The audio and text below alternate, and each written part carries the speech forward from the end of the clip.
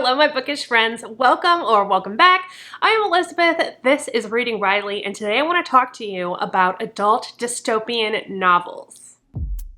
You don't know how to act. This is a list that I've curated for y'all for people who maybe like me had that young adult dystopian phase. I think I've read every young adult dystopian book from Divergent to Hunger Games to Matched to just like I have a whole shelf of them down. There's so many. And for a while that was all I read. But now I want something a little more mature. I want something that has a little bit more to say and is for more of an adult audience. And so I thought maybe you all would like that as well. I have a list of 10 or so books that are all dystopian yet also cross many other different genres as well. I will say though that when you look up adult dystopian novels, a lot of what comes across is apocalyptic novels, which I also like, but which I've tried not to include in this list. There are a couple on here that kind of toe that line. What I love about dystopian novels is that they're saying something about the way that we live, and they usually have some good social commentary. So just keep that in mind. I will separate these into chapters in the down below so you can easily navigate through this list. I'm gonna put my other social media up right here. Feel free to connect with me over there if you like. Also, let me know in the comments down below, of course, any other dystopian novels that I might have missed. This first book that I want to talk to you about is one that is kind of outside of my normal genre, so to speak, aside from the dystopian element, but it's one that I was not looking for, and I'm obsessed with it. This was recommended originally by Ashley at Ashley's Little Library, and that is Migrations by Charlotte McConaughey. It's more of a character study set in a near future world that's very similar to ours, but in a world where 80% of the animals have gone extinct because of climate change. So it's very similar other than that fact, but you do get to see how, if we continue on the track that we are as far as not taking care of our planet, how our world could be in however many years from now, probably sooner than we'd like to admit. In a lot of ways, this is a love story. It's so beautiful. You will cry your eyes out. I bawled so hard. If I can find the clip of me crying when I originally read this, I will add it in here. I just finished this book. It's really good. I've literally been like ugly crying for the last half an hour. I'm exhausted. I fucking love this book so much. Oh my god. It was beautiful. Beautiful. But it's not just because it's sad, it's also so incredibly beautiful. We're following Franny. She's trying to find a way to get on this ship, to sail across the ocean, to follow the final migration of this group of Arctic terns. Like, everything's extinct, but there's this one group of Arctic terns and they are still alive and they're doing their final migration, and she wants to see it. It's so important to her, but you don't know why. And so we're following her in that timeline. And then we also follow her in another timeline where she meets Niall, and you kind of see how they meet, how they get together, how they're so perfect for each other. Franny is very wild and obstinate and free, and Niall is stubborn and strong and stoic, and they're just like this perfectly matched couple. What a fantastic journey. Cannot recommend this enough. I gave it 5 stars. It's incredible. The next novel that I want to tell you about is a little bit on the sci-fi side, I guess I would say. It's really hard. It's very genre bending, so it's hard to put it in a box, but it's very short. It's a quick read, and it also is so beyond its few pages. It's so deep and amazing, and that is The Sea of Tranquility by Emily St. John Mandel. I read this year. I'm obsessed with it. The span of time that in this book is insane. So we're following a man in Canada, I think British Columbia, in like 1912. We're following a woman in the far, far future who lives on the moon, who is an author. We're following another man who's like a detective, and they all are connected. So when you start out this story, it's from the timeline of 1912. So at first, when I started reading it, I was like, okay, this is like old-timey. I don't know if I'm gonna like this, but I ended up obsessed obsessed with this. And in fact, it is one of those books where you finish it and then you want to start it over from the beginning because you're like, oh my God, how did this happen? How did I not connect this? It's got an incredible twist and it's so beautiful as well. In the timeline following Olivia, who's the author who lives in the moon colony, there is this pandemic happening. So that's kind of where the dystopian element comes in. But it's all connected when this man who is playing violin in this airship terminal for change has this odd moment where he sees the trees opening up in a forest, and we figure out as we go along what the hell that means. So that's kind of all I'm going to get into it, but I just highly recommend this one if you haven't read it yet. It's so incredibly written and it's so like mind-boggling. If you're a fan of like Blake Crouch books, I would definitely recommend this one for you. Another book that I want to mention that's kind of in a similar vein is How High We Go in the Dark by Sequoia Nagamatsu. Now this one I didn't love as much, but I do think it's worth mentioning because people either love it or hate it. It's very polarizing. I'm not on the side of loving it, but I know some people love it so much. This is short stories. I believe Sea of Tranquility is technically an anthology as well, but it all reads like one story. This one involves a type of pandemic as well. We start off in 2030 in the Arctic Circle where they uncover this body that has been buried in the glacier, and it releases this virus into the atmosphere. And so the consequences of this throughout the world are vast. There's one story about this roller coaster where they take kids who have caught this virus to die, essentially. They want them to have fun on their way out. By the time they get off of the roller coaster, they are no longer living. It's like a euthanasia roller coaster. There's another one where they're doing this science experiment with this pig to try to find an antidote or a vaccine, and the pig begins talking. So there's some really interesting implications with that. Overall, though, I found it to be extremely depressing. I was so sad. Like, don't read this if you're not in a good headspace. I don't even know how to explain the sense of dread that I felt reading this. So just be careful with yourself with this one. I'll leave it at that. Next, I want to talk about The Women Could Fly by Megan Giddings. And this one is a new release this year by the same author of Lakewood, which would also qualify as a dystopian. So maybe check that one out as well. Megan Giddings has such great premises and such great ideas.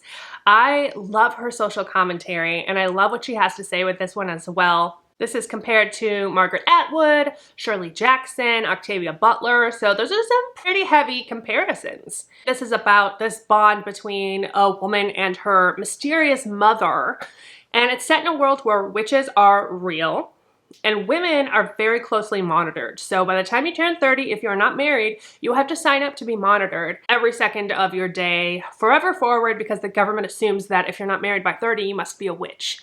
And we're following, I think her name was Josephine, who not only is bisexual, a woman, but is a black woman. And so she's got it rough and she doesn't want to get married and she's 28. Her mother disappeared 15 years ago. She finally decides to declare her dead, and in doing so, she finds her mother's will, which asks her to essentially go on this journey. She decides she's going to honor her mother's last request and sets forth to do so. And along the way, she discovers an entirely different way of living that she never thought was possible. Again, like I said, just the social commentary is so strong in this one. I definitely recommend it. The next book I want to tell you about is called The Power by Naomi Alderman. I just read this one. It's not even in my wrap-up yet. It'll be in my wrap-up for this month. This one was really interesting. This book is set in a world where women have evolved to develop literal powers, like electricity from the palms of their hands. One day, girls just start zapping people and it changes the entire world around us. The most interesting thing about the way that this is written is that it's kind of a book within a book. It's hard to explain. At the beginning and the end of this, we get emails from a writer named Naomi, who I guess is just a character within the book and is not the author herself, although I guess she put herself in the book. She's talking to a man named Neil about this book that he's writing, which is the book that we are reading. In their time, in their world, women are in power and always have been. It's inconceivable that the patriarchy could exist, had existed, or anything. And he's writing in their world an alternate history about how women came to be in power. He is espousing that 5,000 years in the past, men actually had the power before women gained literal power.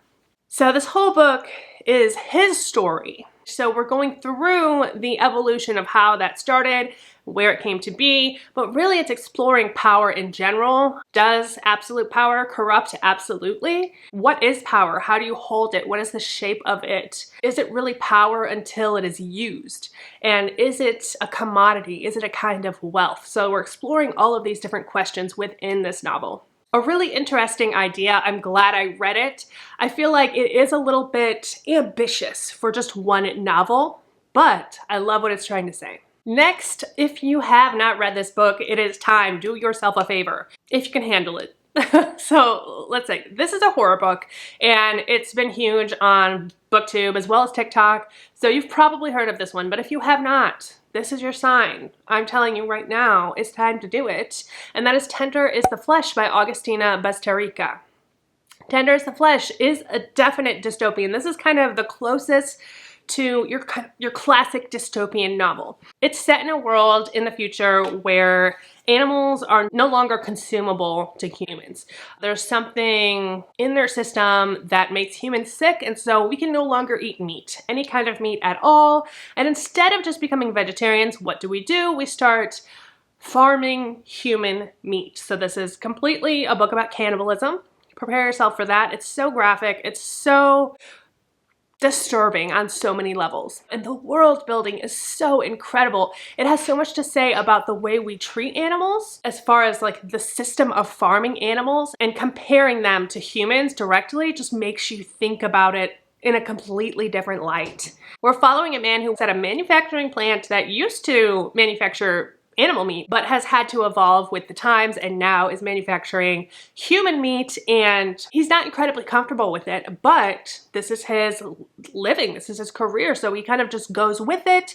And when he is faced with a situation that puts his morals to the test, he has to decide how far he's going to take it. And oh my god, it's just so freaking good. It is very disturbing though. Look up trigger warnings if you have triggers, absolutely, because it is hard. It's hard to read, but it's so good. I definitely recommend this one. This next one, it could be considered YA, I guess, but it's worth mentioning in this video because it's so freaking good, and that is Ready Player One by Ernest Cline. Again, this one has an amazing adaptation. I love the adaptation for this. The book is better. The book is always better. There is a sequel that came out a couple years ago. Not really necessary to read that. It's good if you just want the nostalgia of it, but it's nowhere near as good as Ready Player One. It's set in 2044. We're following Wade Watts. In this future, the world is just in shambles. It's extremely depressing just to live in the real world because of all of the just junk and all of the things that we've done to the planet. Everything's gray and joyless. And so most people spend most of their time inside the Oasis, which is like a virtual reality that was invented by James Halliday. When James Halliday passed away, he arranged for the ultimate Easter egg to be found within the Oasis.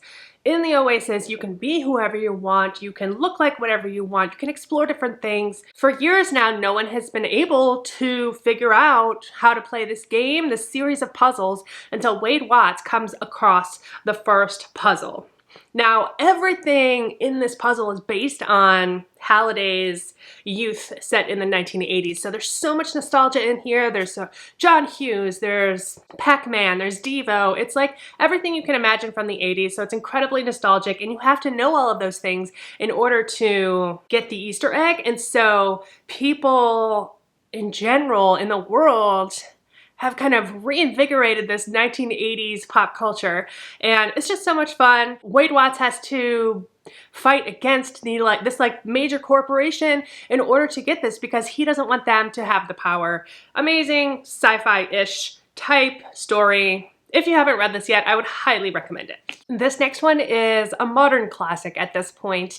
Also has an amazing series adaptation. Another one that if you have not actually read the book, just do it for yourself because it's so freaking good. That is The Handmaid's Tale by Margaret Atwood. I read this years ago and I fell in love with it. This is set in a dystopian society where women essentially no longer have any rights. It's based on this kind of religious group that have elevated themselves into power in order to save the world, or so they think, because women cannot have babies anymore. At least very few can. So these few fertile women are now handmaids.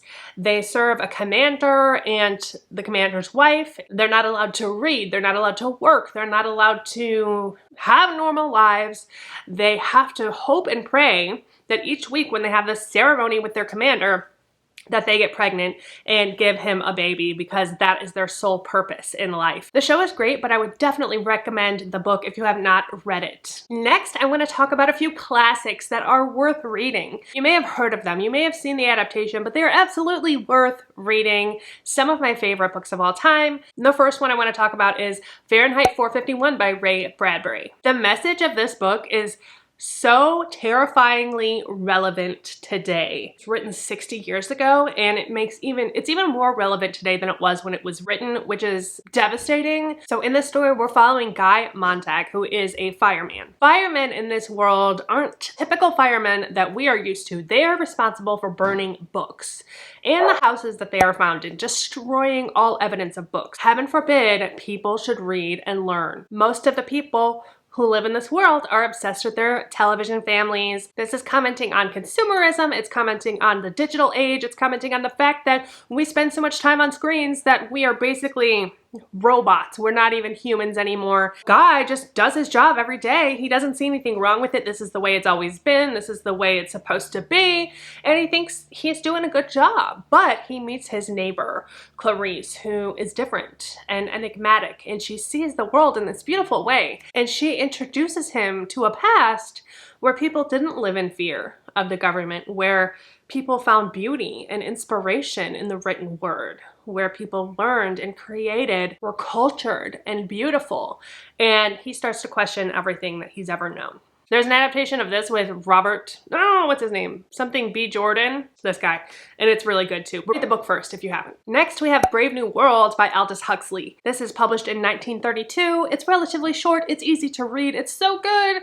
And this is about a dystopian world where people are genetically modified. There is a hierarchy based on intelligence in which people are categorized into. There is a lot about reproductive technology, psychological manipulation, classical conditioning, and no one is aware that this isn't natural except for our protagonist, who starts to see things that are a little bit off, and then it kind of takes him on a journey he wasn't prepared to take. Amazing book. It's a classic for a reason.